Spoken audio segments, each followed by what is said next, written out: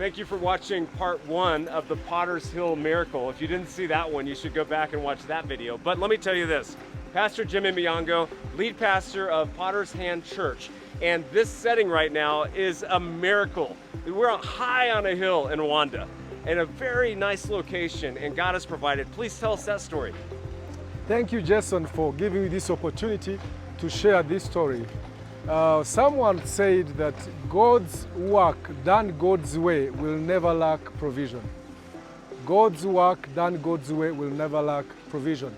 So when we began as Potter's Hand from the vision I shared in part 1, having that vision, we wanted a place where we would have the headquarters. And we knew it would be on a hill. And we call it Potter's Hill because we are Potter's Hand, a hill where God is at work, changing people's lives. And we were looking for that, but we didn't know where to find it. So we drove around many hills in Kigali until we reached here. And when we stepped here, we felt this is the right place. But this place was owned by other people. And we came, these were fields of plants, and we stepped in here and we prayed. We asked God to give us this place and give these people a good farming land, but give us this place as a church place. So when we reached out to the owners, they said first attempt, one of us called them and they said they are not selling their land. The second person called them and said they are not selling the land. The third attempt, when I called them, they said they are not selling the land. But I said it will be good we meet them. And they said, okay, if it's just a matter of meeting, you're welcome. So I went to meet them, got into their house, and there were two people talking, the host and the guest. They were in their house, busy talking. And I sat in the house, as if I'm not around, they kept talking. And they kept talking until they reached a point where the host was talking to the guest.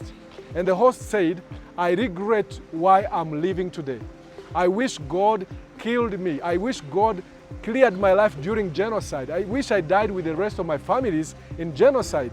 I don't know why I was left behind to feel the pain and suffer. And when this host started talking about this, I felt so moved in my heart. And I thought I should get into their conversation, but I didn't know where to begin. All of a sudden, I said, to attract their attention, I told them, you know what? They said, what? I said, I'm a builder. I said, so you build? I said, yes, I'm a builder. They said, can you do plans for us and build a house? I said, I can do that, but I just want to share something about a builder. I said, go ahead. I told them, you know what? When a builder is going to build a house, there are phases. Number one, he conceives the purpose of the house first, before he even draws the design. First the purpose, then the blueprints, the drawing, and then building. And I said, any wise builder, before he builds a house, he has to make a drawing. But before drawing, he needs to think of the purpose of the building. Is it residential? Is it commercial? Is it a hospital? Is it a school? Then you design in accordingly. So when I started to say that, they said, yeah, we've seen that in the city. The big projects were built, they had their perspectives even before they are built. I said, exactly. Those are mortal men, human beings. But I want to introduce to you a builder that is greater than those people. If a human being, in his little wisdom and understanding, thinks of a purpose before building a house, can you imagine about another builder I want to introduce to you, and that is God. Before God created any person, before he designed us, he thought about a purpose that we are coming to accomplish. And I started to share to these people, you know, in the Bible, we've read about Jeremiah, God saying, I knew you before you were formed in your mother's womb, and I set you aside as a prophet. And we continue to see in Paul saying in the book of Galatians, I thank God for he set me apart from my mother's womb. Not on the way to Damascus, but from my mother's womb, I was set apart. And I told these people, you know what? Before you were conceived, God had a purpose for your life. If you survived genocide, it wasn't the mercies of the killer. It was because God in heaven still had something for you on this earth. You are living not because of the mercies of the enemy. You are rather living because of God's purpose upon your life. When you accomplish your purposes, he will call you home. But if you're still here, it's because he wants you to do something. Instead of regretting why you're living, come back to the Maker. Say, Lord, what am I here for? And I have good news for you. You have God's purposes upon your life. When I started to mention about this, the host broke into tears and started crying. And all of a sudden, the guest also broke into tears and started crying.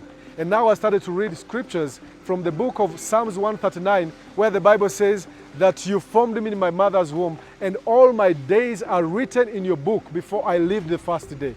And I was telling them, even your days you're going to live on the earth, God has ordained them. So don't regret any single day you're living. It is God's ordination that you live here to fulfill His purposes. Then I said, do you want me to pray with you? They said, please go ahead. And I prayed with them. And when I stood up to go, the host asked me, how did you come to this place? I said, it was God's leading. He said, I am so amazed because my guest here, their family killed my family. So I was so broken and speaking to him from bitterness because I felt like I wish I died. I wish they killed me as well. Wow. I didn't know you guys came into my house at the same time on purpose. And I said, yeah, that's what God can do. So when I was moving out, the host asked me, why didn't you ask about the land? Why did you ask about the land? I said, no, I'm so excited with God, what God has just done. This is what is most important. Our lives matter to God more than the land. He said, but no, why do you want the land? I said, do you want to live in this place? I said, no, my house is in Kagugu. So why do you want the land? I said, I want the land for the church purpose. So they said, are you a pastor?